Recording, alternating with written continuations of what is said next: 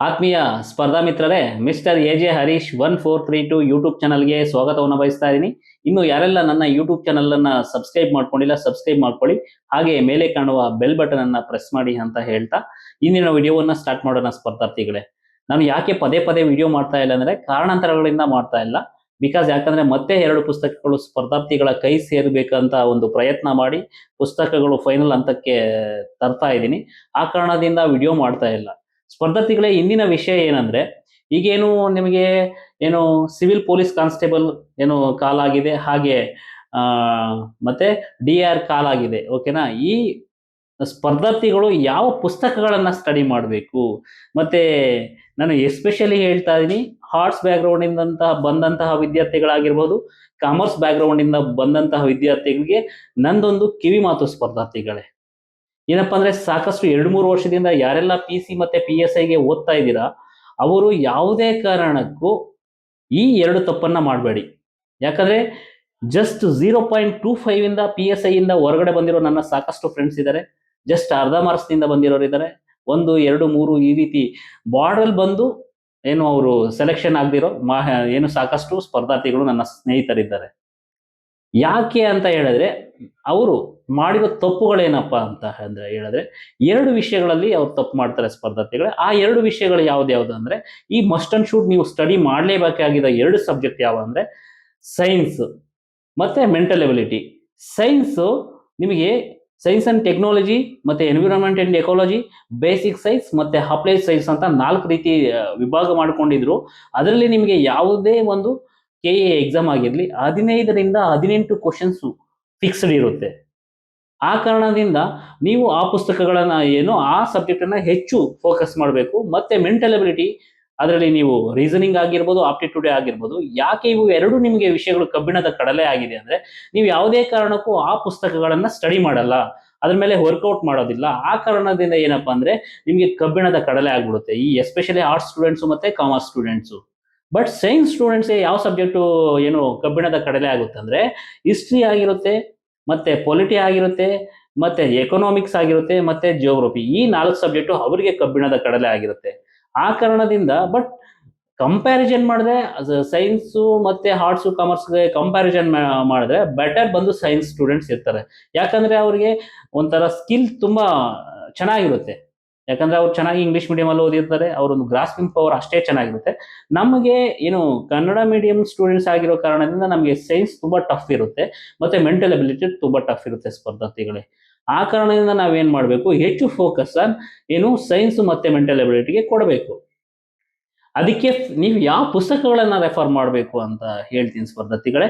ಇಲ್ಲಿ ನನಗೆ ಆಥರ್ಸು ಯಾವುದೇ ರೀತಿ ನನಗೆ ಫೋನ್ ಮಾಡಿ, ಹರೀಶ್ ನಮ್ಮ ವಿಡಿಯೋ ಮಾಡಿ, ನನ್ನ ಪುಸ್ತಕ ಮಾಡಿ, ನನ್ನ ಪುಸ್ತಕದ ಬಗ್ಗೆ ರಿವ್ಯೂ ಹೇಳಿ, ಇದು ಯಾವುದೇ ರೀತಿ ನನ್ನ ಹತ್ರ ನಡೆಯಲ್ಲ ಸ್ಪರ್ಧಾರ್ಥಿಗಳೇ. ನನ್ನ ನೇರ ನುಡಿ ಇರುತ್ತೆ.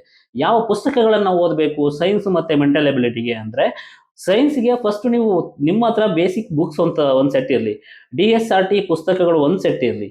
ಅದ್ರ ಜೊತೆಗೆ ದ ಫೇಮಸ್ ಆಥರು ಕರ್ನಾಟಕದ ಮನೆ ಮಾತಾಗಿರುವ ಸೈನ್ಸ್ಗೆ VRS ಅಂದ್ರೆ ಡಾಕ್ಟರ್ ವೆಂಕಟರಮಣ ಸ್ವಾಮಿ ಪುಸ್ತಕ ಬರೆದಿರುವ ಸೈನ್ಸ್ ಸ್ಪರ್ಧಾ ವಿಜ್ಞಾನ ಪುಸ್ತಕ ತುಂಬಾ ಅದ್ಭುತವಾಗಿದೆ. ಇವನ್ನ ತುಂಬಾ ಆಳವಾಗಿ ಸ್ಟಡಿ ಮಾಡಿ. DSRTC ಪುಸ್ತಕನೂ ಇರಲಿ, ಜೊತೆಗೆ VRS ಪುಸ್ತಕ ಒಂದಿರಲಿ, ಅಷ್ಟು ಸಾಕು ನಿಮಗೆ. ಜಾಸ್ತಿ ಬುಕ್ಸ್ ಅನ್ನ ನೀವು ಸ್ಟಡಿ ಮಾಡಕ್ ಹೋಗ್ಬೇಡಿ ಸೈನ್ಸ್ಗೆ. ಅರ್ಥ ಆಯ್ತಾ? ನೆಕ್ಸ್ಟ್ ಮೆಂಟಲ್ ಎಬಿಲಿಟಿಗೆ ಹೇಳ್ತೀನಿ. ಈ ಕನ್ನಡ ಮೀಡಿಯಂ ವಿದ್ಯಾರ್ಥಿಗಳು ಮಂಜುನಾಥ್ ಬಾಡಗಿ ಅಂತ ಸರ್ ಇದ್ದಾರೆ, ಅವರು ಮೆಂಟಲ್ ಎಬಿಲಿಟಿ ಬ್ರಹ್ಮ ಅಂತ ಕರ್ಸ್ಕೊಂಡಿದ್ದಾರೆ. ಆಕ್ಚುಲಿ ಅವ್ರಿಗೆ ಎಲ್ಲ ತುಂಬಾ ಫೇಮಸ್ ಇದ್ದಾರೆ, ಅವರು ತುಂಬಾ ಚೆನ್ನಾಗಿ ಬರೆದಿದ್ದಾರೆ ಪುಸ್ತಕ. ಜೊತೆಗೆ ಇನ್ನೊಬ್ರು ನಿಂಗಪ್ಪ ಸರ್ ಅಂತ ಇದ್ದಾರೆ, ಅವು ಎರಡು ಪುಸ್ತಕದಲ್ಲಿ ಯಾವುದಾದ್ರೂ ಒಂದು ಬುಕ್ ಅನ್ನ ಬೈ ಮಾಡಿ, ತುಂಬಾ ಅದ್ಭುತವಾಗಿದೆ. ಜೊತೆಗೆ ಇಂಗ್ಲಿಷ್ ಮೀಡಿಯಂ ಅಲ್ಲಿ ಏನಾದ್ರು ನಿಮ್ಗೆ CSAT ಗೆ ಮತ್ತೆ ಮೆಂಟಲ್ ಎಬಿಲಿಟಿಗೆ ಒಂದು ಬೆಸ್ಟ್ ಬುಕ್ಸ್ ಅಂತೆ ಅಗರ್ವಾಲ್ ಪುಸ್ತಕ ತುಂಬಾ ಚೆನ್ನಾಗಿದೆ ಸ್ಪರ್ಧಾರ್ಥಿಗಳೇ.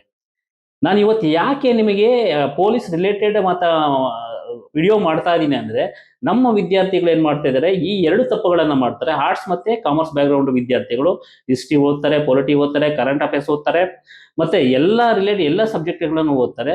ಬಟ್ ಅವರು ಸೈನ್ಸ್ ಮತ್ತೆ ಮೆಂಟಲ್ ಎಬಿಲಿಟಿ ಬಂದಾಗ ಸ್ವಲ್ಪ ಹಿಂದೆ ಹೇಟ್ ಆಗ್ತಾರೆ. ಯಾಕಂದ್ರೆ ನನಗೆ ಅರ್ಥ ಆಗಲ್ಲ, ಓದಕ್ ಆಗ್ತಾ ಇಲ್ಲ ಸರ್, ಯಾವ ರೀತಿ ಓದಬೇಕು ಅಂತ ಹೇಳ್ತಿರ್ತಾರೆ.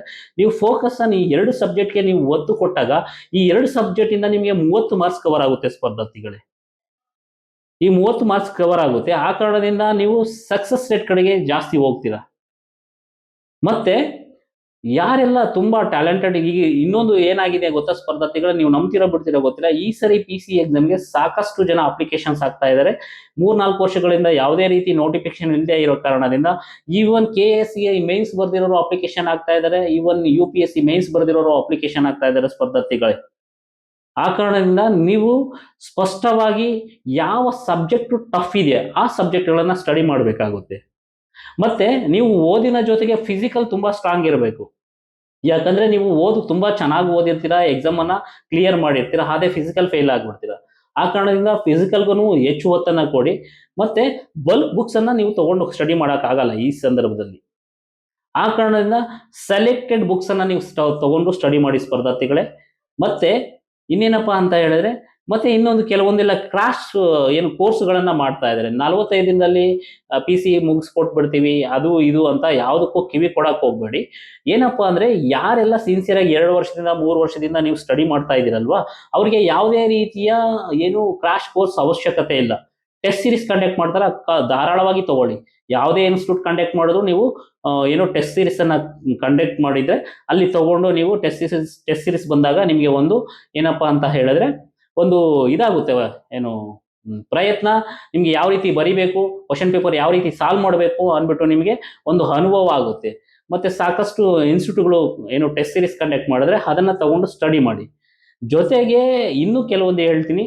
ಮತ್ತೆ ಪುಸ್ತಕಗಳನ್ನ ಬೈ ಮಾಡ್ಬೇಕಂದ್ರೆ ಎಫೆಕ್ಟಿವ್ ಆ ಮಾರ್ಕೆಟ್ಗೆ ಹೋಗಿ ಬೆಸ್ಟ್ ಸಜೆಷನ್ ತಗೊಂಡು ನೀವು ಪುಸ್ತಕಗಳನ್ನ ಬೈ ಮಾಡಿ ಸ್ಪರ್ಧಾರ್ಥಿಗಳೇ. ಮತ್ತೆ ಜೊತೆಗೆ ಇನ್ನೂ ಏನ್ ಹೇಳ್ತೀನಿ ಅಂದ್ರೆ, ಇನ್ನು ಯಾರೆಲ್ಲ ಸ್ಟಡಿ ಮಾಡೋದಕ್ಕೆ ಸ್ಟಾರ್ಟ್ ಮಾಡಿಲ್ಲ, ಈಗ್ಲಿಂದಾನೇ ಸ್ಟಡಿ ಮಾಡಿ.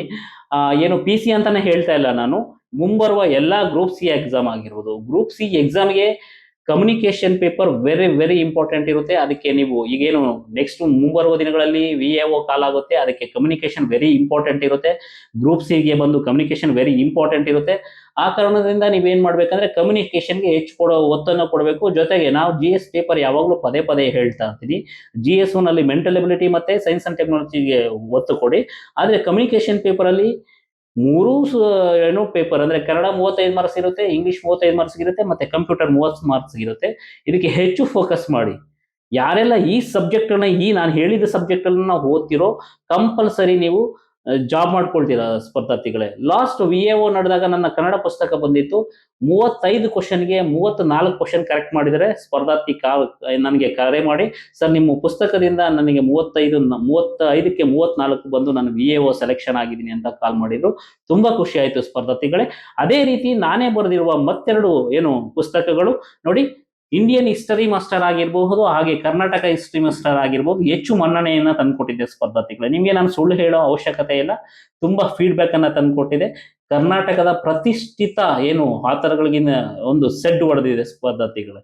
ಅದೇ ರೀತಿ ಇನ್ನೂ 2 ಪುಸ್ತಕ, ಜಿಯೋಗ್ರಫಿ ಮತ್ತೆ ಕರ್ನಾಟಕ ಜಿಯೋಗ್ರಫಿ ಮತ್ತೆ ಈ 2 ಬಂದು ಜಿಯೋಗ್ರಫಿ ತುಂಬಾ ಅದ್ಭುತವಾಗಿ ಮೂಡಿ ಬಂದಿದೆ. ಈ ಪುಸ್ತಕಗಳನ್ನ ಬೈ ಮಾಡಿ ಅಂತ ಹೇಳ್ತಾ ಇದೀನಿ. ಈ ಪುಸ್ತಕಗಳಿಗೆ ಎಲ್ಲಾ ಸ್ಪರ್ಧಾರ್ಥಿಗಳು ಪಾಸಿಟಿವ್ ರಿವ್ಯೂ ಅನ್ನ ಕೊಟ್ಟು ಏನು ರಿವ್ಯೂ 10/10 ಕೊಟ್ಟು ನನಗೆ ಏನಪ್ಪಾ ಮಾಡಿದ್ದಾರೆ ಅಂದ್ರೆ ಇನ್ನು ಪುಸ್ತಕಗಳು ಬರೆಯೋದಕ್ಕೆ ಪ್ರೇರಣೆ ನೀಡಿದ್ದಾರೆ. ಆ ಕಾರಣದಿಂದ ಎಲ್ಲರಿಗೂ ಧನ್ಯವಾದಗಳನ್ನ ತಿಳಿಸುತ್ತಾ ಇಂದಿನ ವಿಡಿಯೋವನ್ನ ಮುಕ್ತಾಯಗೊಳಿಸ್ತಾ ಇದೀನಿ. ಮುಂದಿನ ವಿಡಿಯೋದಲ್ಲಿ ಯಾವುದೇ ಒಂದು ವಿಷಯದ ಬಗ್ಗೆ ಚರ್ಚೆ ಮಾಡೋಣ ಅಂತ ಹೇಳ್ತಾ ಮುಕ್ತಾಯ ಮಾಡ್ತಾ ಇದೀನಿ ಸ್ಪರ್ಧಾರ್ಥಿಗಳೇ.